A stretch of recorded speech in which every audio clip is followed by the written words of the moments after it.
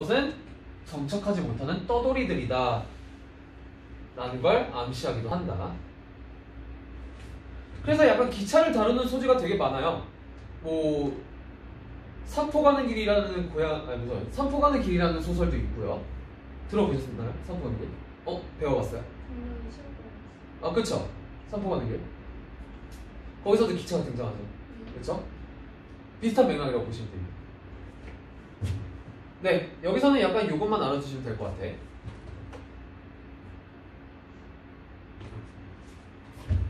너무 많다. 자, 두 번째 남은당 같은 경우는 일단은 그라는 이제 인물이 이제 등장을 하는데, 그리고 내가 그를 보게 되는데 그의 복장이 되게 특이해. 기모노를 입고 거기다가 저고리를 입고 바지는 또 중국식 바지야. 그치?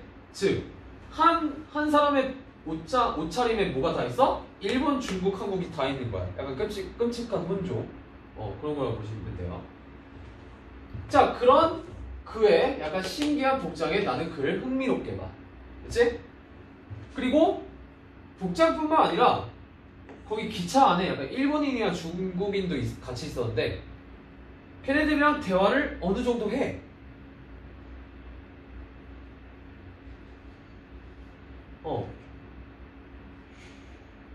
이거 다 일일이 적을 필요 없어. 이거 프린트 그대로 줄 거야. 이거 나중에.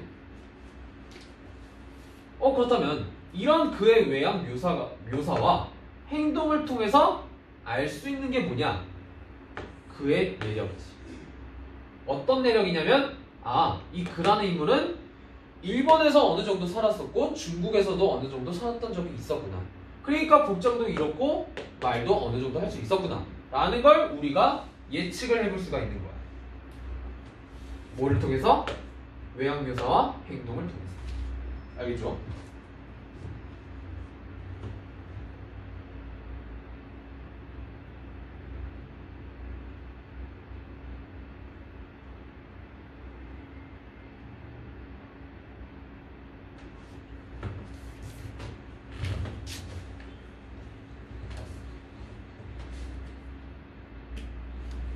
자, 세 번째 다문당 같은 경우는 이제 여기서 그에 대한 나의 태도가 일단은 드러나요. 처음에는 나는 그라는 인물한테 되게 약간 부정적이야. 그러니까 왜냐면 그가 자꾸 처음 보는 사람인데 자꾸 나한테 말을 거는 거야, 짜증나게.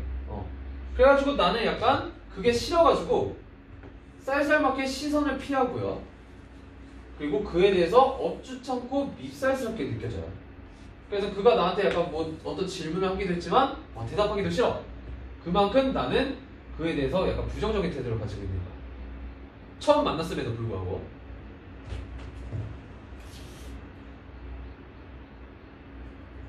요거는 무시하셔야 됩니다.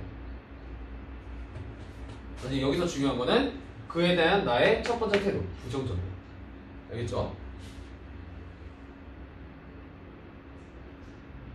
자, 그리고 그라는 인물은 경상도 사투리를 쓰는 것을 보아서 우리는 그의 고향을 어느 정도 짐작을 해볼 수가 있는 거야. 얘 고향 어디였는지 기억나니? 맞아, 대구야. 정확하게 기억하겠네. 맞아요. 맞아요, 대구. 야, 그거까지는 나도 솔직히 기억을 못했어. 오케이. 자, 그리고 이 그라는 인물이 나한테 물어봐요. 당신은 어디까지 가냐? 그래서 서울까지 간다 라고 내가 대답을 해줬는데 그 사람이 나도 서울까지 가는데 우리 동행이 되겠구만. 우리 뭐 같이 가는 동료가 되겠구만. 이렇게 얘기를 합니다. 그러다 이 구절을 통해서 나와 그의 관계가 앞으로 조금 더 깊어지겠구나 라는 걸 암시를 할 수 있는 것이다. 이 구절을 통해서.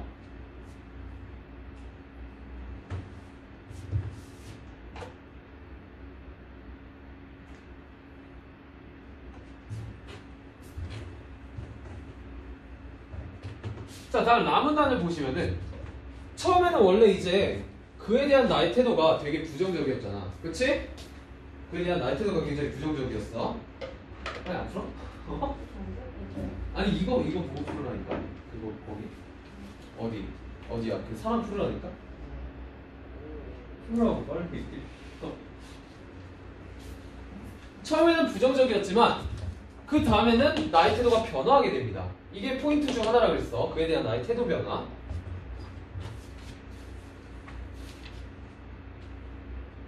자, 그래가지고 이제 그 같은 경우도 약간 고향에서 이제 가는 길이래. 그래서 근데 그런 걔가 그런 인물이 그런 말을 하면서 얼굴을 찡그려요. 얼굴을 찡그립니다. 고향 얘기를 하면서 왜 갑자기 얼굴을 찡그릴까? 근데 나는 거기서 뭔가 얘가 사연이 있는 거구나 라는 걸 느끼게 되는 거예요. 그리고 그의 외양 묘사를 보니까 지저분한 눈썹, 그리고 처지서슬, 주름, 그리고 약간 쏙 들어간 약간 초췌해 보이는 약간 두볼. 아하, 그렇다면 이 외양 묘사를 통해서 뭘 알 수 있는 것이냐? 이 그라는 인물이 굉장히 힘든 삶을 살았구나 라는 걸 또 예측을 해볼 수가 있는 거지. 힘든 삶을 살았구나 라는 걸. 자, 이런 것들을 이제 복합적으로 보다 보니까 이제 내가 그에 대한 태도가 변하게 된 거야. 이 사람 참 힘든 사람이었겠구나. 거기서 이제 약간 연민의 태도로 바뀌게 되는 거지.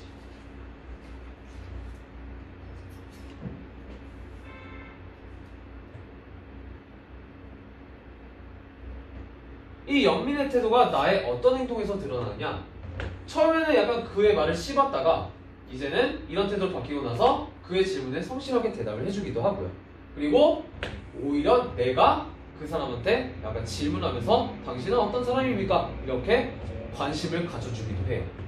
그래서 이런 행동을 통해서 태도가 변화했구나 라는 걸 우리는 알 수가 있는 것이다. 아시겠죠? 자, 그리고 그런 힘든 삶을 거칠 것으로 예상되는 그는 당시 일제강점기 때 참 힘들었던 우리 민족을 드러내는 그런 인물이라고도 볼 수가 있겠다. 아시겠죠? 얘는 되게 생각보다 간단하죠?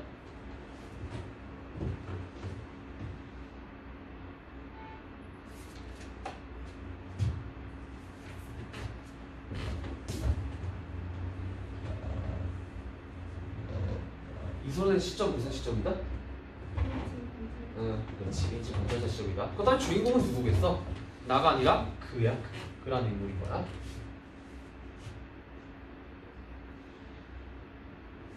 자, 그리고 이제 그렇게 이제 조금이나마 친해진 그때 이제 그라는 인물이 자기가 있었던 일을 나한테 이제 털어놓는 그런 이야기가 진행이 됩니다. 자, 그렇다면 이제 그의 과거 이야기가 시작이 됨으로써 내부 이야기가 시작이 되는 거야. 알겠죠? 즉, 이 소설은 외부 이야기는 기차 안에서 약간 서술자 나와 그가 만난 그런 이야기가 서술이 되고, 그리고 그 소설 이야기 안에 내부 이야기는 그의 과거 이야기가 제시가 된다. 이런 식으로 액자식 구성. 이거 잘 보이겠는데? 이거 잘 안 보이지? 프린트를 넣어드릴게요. 요거 네모칸.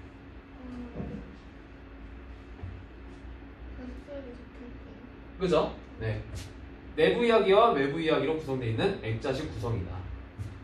이런 식으로 간단하게 이해를 하시면 됩니다. 그리고 이 액자식 구성의 효과 같은 경우는 제가 나중에 우리 다 읽고 말씀드릴게.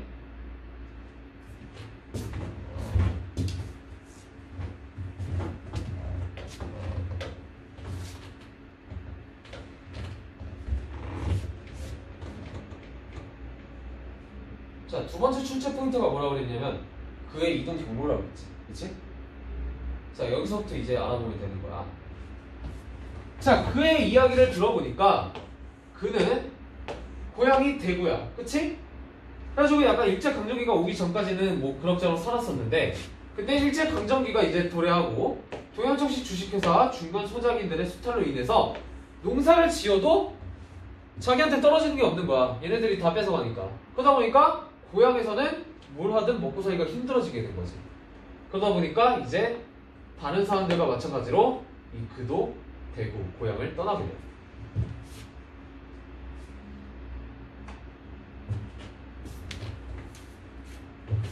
자, 그렇다면 고향이 대구를 떠나서 어디로 가느냐? 서간도라는 지역으로 갑니다. 서간도. 외국이에요. 근데 서간도로 가도 잘 살지 못했어. 왜냐하면 이미 먼저 이주한 사람들한테 농사짓기 좋은 땅을 뺏겨버렸고, 그리고 빚까지 지면서 농사를 짓긴 했지만 뭐 빚을 졌다라는 점 자체가 일단은 상황이 현재 좋지 않다는 소리겠지. 그렇죠? 굉장히 마찬가지로 힘들게 살아갑니다. 게다가 외국에서, 고향도 아닌 외국에서, 그 다음에 얼마나 더 외롭게 있어. 그치? 자, 그리고 아버지가 병들어서 돌아가시고요.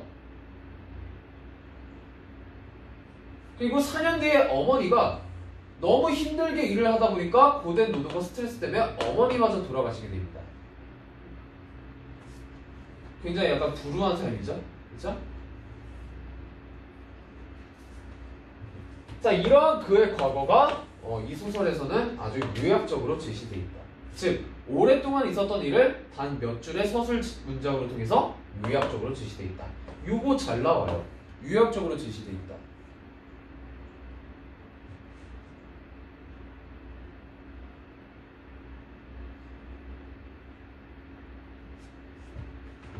즉, 약간 요약적 제시라는 말을 제가 다시 한번 말씀을 드리자면은, 나 보통 약간 소설에는,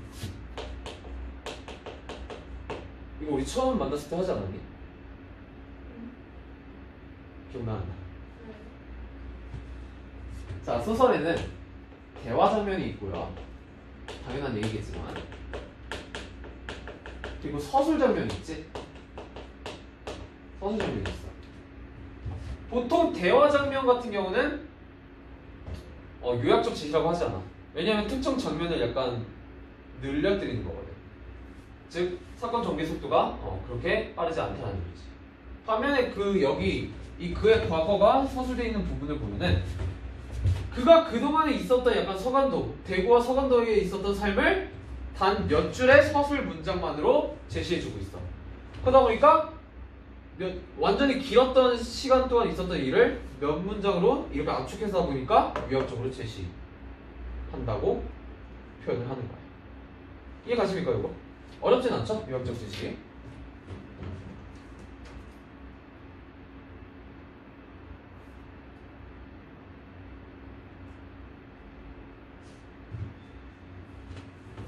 자, 다음 밤문단에서는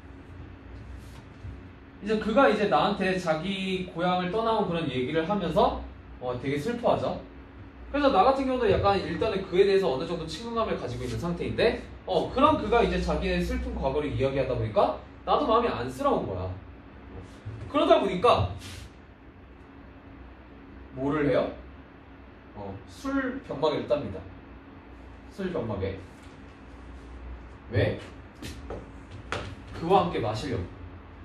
그를 위로하면서 그와 함께 술을 마시려고 술을 땁니다. 이 술을 따는 행동에서 역시 그에 대한 나의 태도가 드러난다고 볼 수 있는 거야. 공감하고 연민하려는 태도, 그의 아픔을 약간 함께 나누려는 태도, 술을 통해서.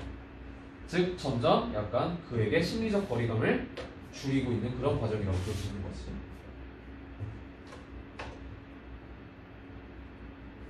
자, 그렇게 술을 마시면서 그가 썰을 마저 풀어요. 뭐 서간도에서는 뭐 그래 어머니까지 돌아가셨어. 자, 그리고 나서 신의주 안동현이라는 지역으로 사람 이름 같지 않니? 사람 이름 같지 않니? 이 지역 이름이에요. 이 신의주 안동현이라는 지역으로 품팔이 생활을 하다가 그 다음에는 일본으로 가서 탄광과 철공장 일을 합니다.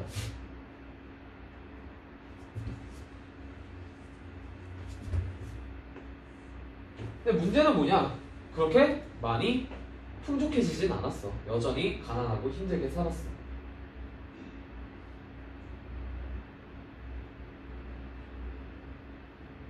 자, 그렇게 주구장창 이제 떠돌아다니면서 일만 하다가 이제 오랜만에 다시 고향인 대구로 오게 됩니다.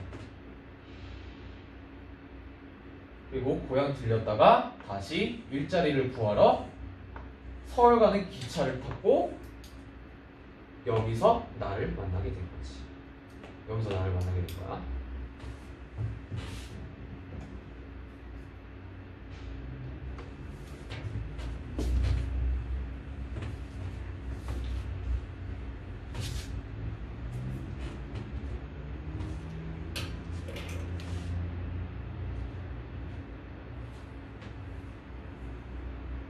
자, 위에 얘 이동 경로를 보면은 오랜만에 고향을 들른 적이 있다고 그랬잖아.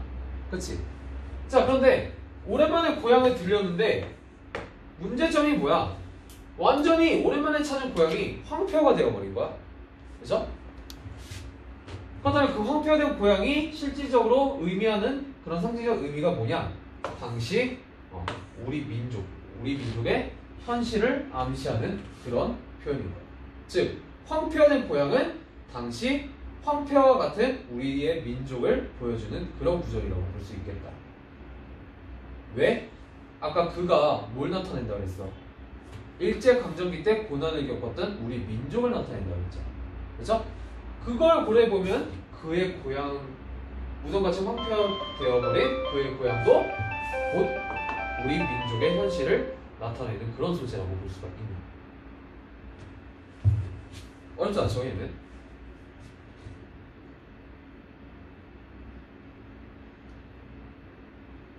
자, 이제 그라는 인물이 계속 이제 그런 자신의 고향이 황폐화됐다라는 표현을 하는데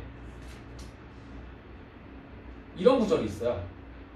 나는 그의 얼굴에서 음산하고 비참한 조선의 얼굴을 보았다 라는 구절이 있습니다. 자서에도 나타나 있을 거야. 그렇다면 뭐 여기서 나타내고자 하는 건 뭐 뻔하겠지. 그의 얼굴을 통해서 우리 조선과 민족의 슬픔과 비참함을 본 거지. 그의 얼굴을 통해서. 얘는 어렵지 않죠? 그 순교적 의미 파악하는데.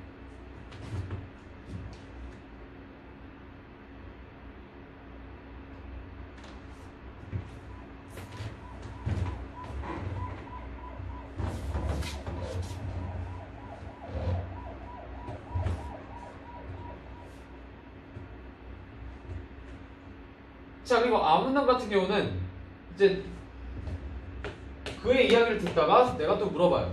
뭐 고향에 아는 사람 만났냐고 오랜만에 들렀을 때. 즉 여기서 할 수 있는 나의 역할은 그의 이야기를 이끌어내는 역할을 이제 알 수가 있는 것이다. 얘는 되게 단순하죠. 14번 같은 경우는 약간 조금 헷갈릴 수도 있어요. 오랜만에 만난 사람 있냐고 내가 물어봤더니 그가 이렇게 대답을 해요. 있다고. 죽은 사람을 만난 것 같다라고 표현합니다. 죽은 사람을 만난 것 같다. 자, 이게 무슨 뜻이냐? 반가운 마음을 뜻하는 거야. 반가운 마음을. 이게 부정적인 의미가 아닌 거야. 알겠지? 반가운 마음을 뜻하는 거야. 그리고 여기서 과장법과 비유법이 쓰인 걸 알 수가 있다. 이런 디테일한 표현 기법까지 다 나올 수 있어요. 알겠지?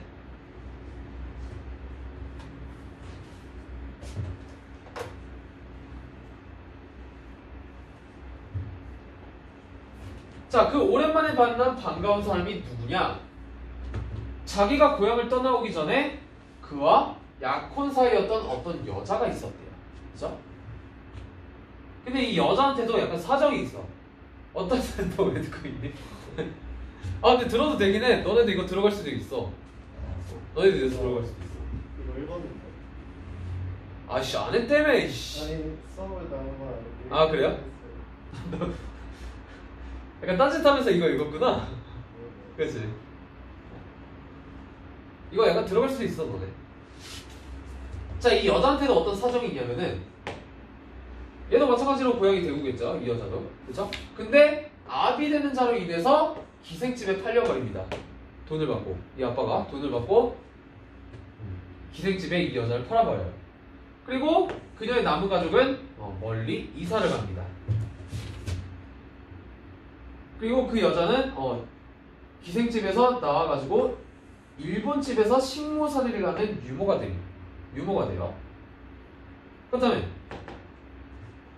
한국인이 지금 일본 집에 유모가 된 거잖아. 그렇지? 자, 이 상황이 뭘 뜻하는 거냐? 아시겠지만 일본의 지배를 받는 민족의 현실을 이 여자를 통해서 나타내고 있는 것이다.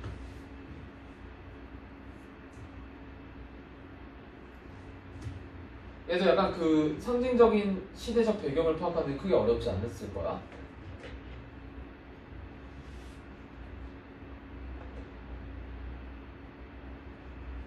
자, 그리고 다음 차문단을 보시면은 이제 그와 그녀가 이제 아까 여기 이 상황에서 오랜만에 만나가지고 이제 이야기를 하는 장면을 서술해주고 있어요. 그가. 자, 그래가지고 그는 그 여자를 이렇게 서술하고 있어.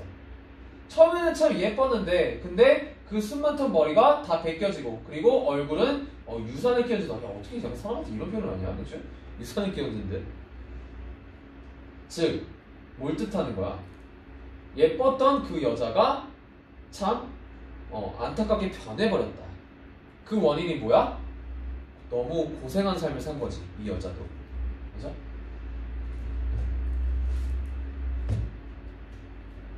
그리고 그런 고난으로 인해서 변해버린 그녀 또한 당시 굉장히 비참하고 힘들었던 우리의 조선을 나타내는 그런 인물이라고 볼 수 있겠다.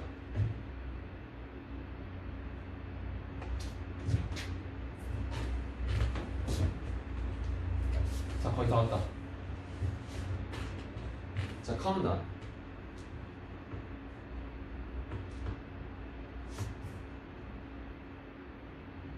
그런 그의 이야기를 듣고 나는 듣기에 쓴물이 났다라고 표현을 해요. 근데 여기서 이제 역시 그에 대한 나의 태도가 알 수 있는데 완전히 그와 심리적으로 일체가 된 거야. 즉 거의 아프냐? 나도 아프다. 약간 이런 그런 약간 친해진 그렇게 이제 심리적 거리감이 완전히 거의 없어진 상태가 된 거지. 이거 이해 가니? 완전히 심리적 거리감이 거의 없어진 상태. 즉 그래서 심리적 일체라고 하는 거야. 네가 아프면 나도 아파. 그러니까 그의 약간 그런 고난스러운 삶을 듣고 나도 참 안타까웠다 라는 표현이 되는 것이지, 이 부분이.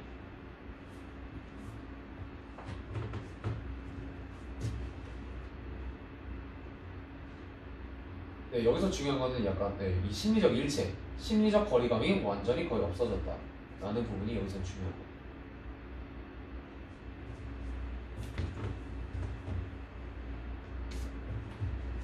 자, 다음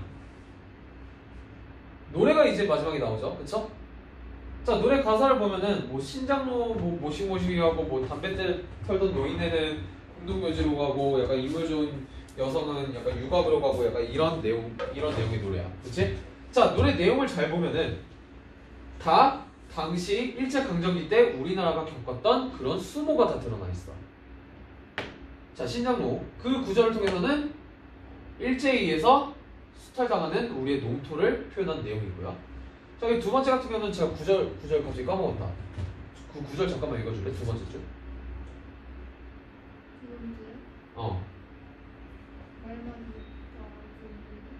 그치. 맞아요. 그 구절 같은 경우는 비판적 지식인에 대한 일제 탄압을 얘기하는 거예요. 그리고 세 번째는 망국양을 경험한 노인들의 죽음을 나타내는 것이고, 네 번째는 아시다시피 여성의 인권이 유린되는 그런 우리 민족의 현실을 나타내는 그런 노래다. 자, 그렇다면 이 노래의 역할이 또 추천 포인트 중 하나라고 그랬지, 그치? 자, 이 노래는 뭐 이건 당연한 얘기지. 당시 우리나라의 세상을 집약적으로 제시해내온 노래고, 그리고 두 번째, 현실에 대한 한타과 비판을 풍자하는 그런 노래다. 이 풍자라는 단어를 꼭 기억해줘. 알겠지? 너네 다 듣고 있구나 지금. 자, 세 번째, 이거 중요해. 작품의 현실감을 더해준다.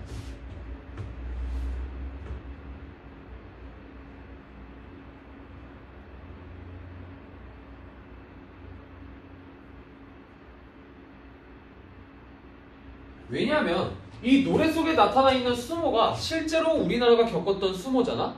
그치? 이런 실제로 겪었던 수모를 노래로 표현했다는 점에서 작품의 현실감을 더한다고 볼 수 있는 거야. 굉장히 단순한 원리야. 알겠죠? 이런 것들이 다 선택지로 나올 수 있기 때문에, 그러니까 한번 보면은 약간 쉽게 잊어버리지 않을 거야. 이해하기 어려운 내용은 아니니까. 하지만 한 번도 보지 않으면 조금 헷갈릴 수 있는 그런 내용들이 조금 중간중간에 있다 라고 강조를 드리고 싶어요.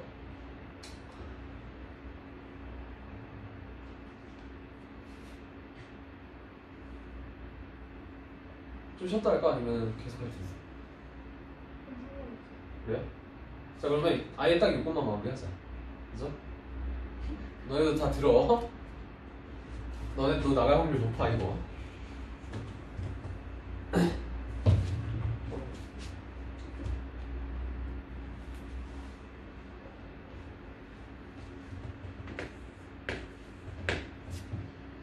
자 여기 앞에 이제 화면을 보시면은 제가 특징을 이제 몇 가지 정리를 해놨는데, 자 첫 번째 액자식 구성의 효과가 일단은 출제 포인트 중 하나라고 그랬지. 그렇지? 여기 자소서에 있을 거야. 이 액자식 구성을 통해서 얻을 수 있는 효과는 뭐냐면 바로 신뢰감을 형성한다는 점이야. 신뢰감 형성. 이게 무슨 뜻이냐? 그러니까 저희 벚꽃 교재 하면서 제가 이제 액자식 구성하면서 이 얘기를 한번 한 적이 있어요. 내부 이야기가 외부 이야기에 신뢰감을 준다. 내부 이야기가 외부 이야기에 신뢰감을 준다.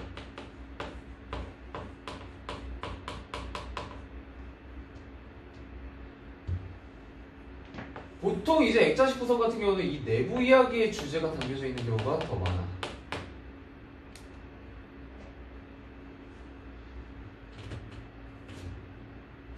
알겠죠? 그래서 이 내부 이야기의 주제, 이 내부 이야기에 담긴 주제를 좀 더 이 액자식 구성을 통해서 강화시킨다는 거지.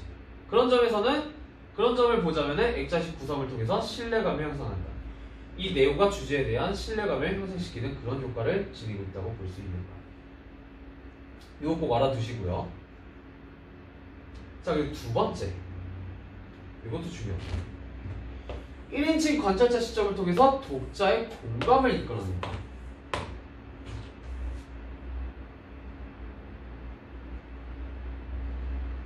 어떤 시점을 통해서? 관찰자 시점을 통해서. 봐봐. 지금 이 소설 같은 경우는 나가 그라는 인물을 관찰하고 있어요. 그치? 자, 그래서 독자의 입장에서는 이 나라는 시선을 통해서 그를 관찰하고 있는 거야. 즉, 나는 곧 누구야? 독자야. 독자라고 볼 수도 있는 거야. 그런 독자의 시선에서 그를 바라보자면은 뭔가 우리가 직접 그 인물을 관찰하고 있는 거잖아. 정말 나가 되어서 그의 이야기를 직접 듣는 것 같고, 그게 바로 관찰자 시점의 특징 중에 하나라고 볼 수 있는 거야.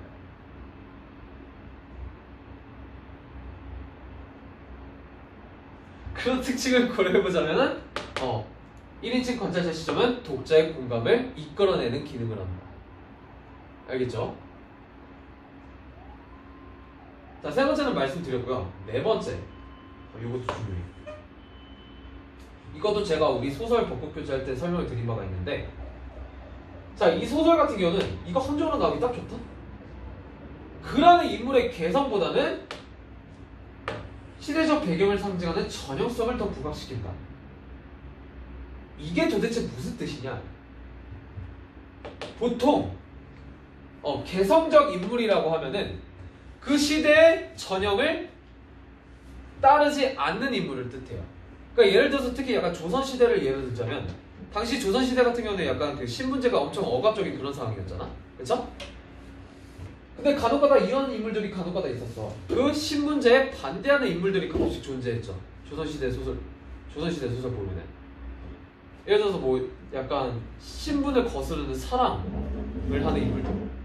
그죠? 그렇게 이제 사회의 전형을 따르지 않는 인물을 개성적 인물이라고 해. 다시. 그 사회의 전형 혹은 그 당시 사회의 제도를 따르지 않는 인물을 개성적 인물이라고 해. 개성적 인물이라고 해. 알겠지?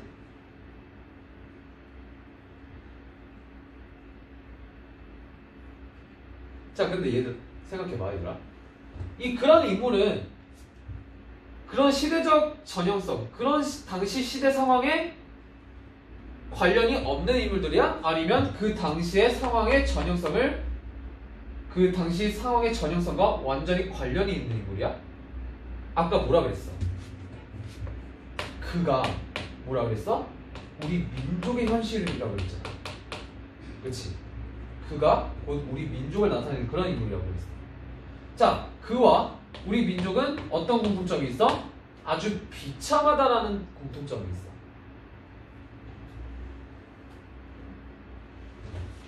아주 비참하다는 공통점이 있어. 그러니까 자, 이 시대적 배경 아주 고통적인 상황이었어. 즉, 당시 시대적 배경의 전형성은 고통이야. 그렇다면 그라는 인물도 약간 고통을 겪은 인물이라고 했지. 그렇다면 이 그라는 인물은 개성을 따르는, 아니 개성적인 인물이 아니라 오히려 그 당시의 전형성을 따르는 인물이라고 볼 수 있는 거야. 이거 이해가니? 아니 다시 한번 설명해 줄까? 괜찮아요? 개성 있는 인물이 아니라 오히려 그 완전 반대로 시대의 전형성을 따르는 인물이라고 볼 수 있는 거야. 왜냐하면 그가 곧 고통스러운 민족이라고 했으니까. 알겠죠? 자, 그리고 마지막 같은 경우는 약간 소설 읽으면서 쉽게 찾을 수 있을 거예요. 사투리, 서리적 표현, 영탄적 어조. 이것들은 굳이 저랑 안 해도 될 것 같습니다. 다만 글을 꼼꼼히 읽으면서 찾으셔야 돼요. 만약에 이런 것들을 물어보면. 아시겠죠? 자, 이렇게 현진건의 고향 해설 마무리하도록 하겠습니다. 일단 조금 쉬었다가 제가 2교시 때 세 분 모두 약간 요프리즘을 드릴게요. 아시겠죠? 그거 이제 참고하시면서 전체적인 내용 그리고 약간 나올 수 있는 출제 포인트들 정리하실 때 조금 도움이 될 겁니다. 네, 조금 쉬었다가 한 10분 정도 후에 2교시 진행하도록 할게요.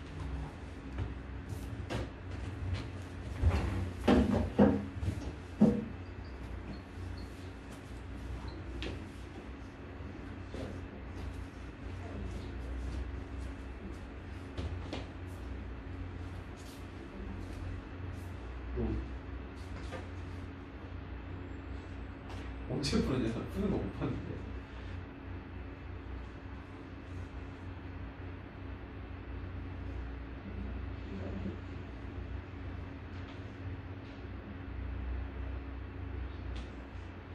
어디까지 갔어? 아니야, 뒤에 대나무 있잖아. 나 찾았어. 하루 좀 풀어? 여기 중단원도 있고. 그렇지? 와, 여기 많다. 좋다, 그치?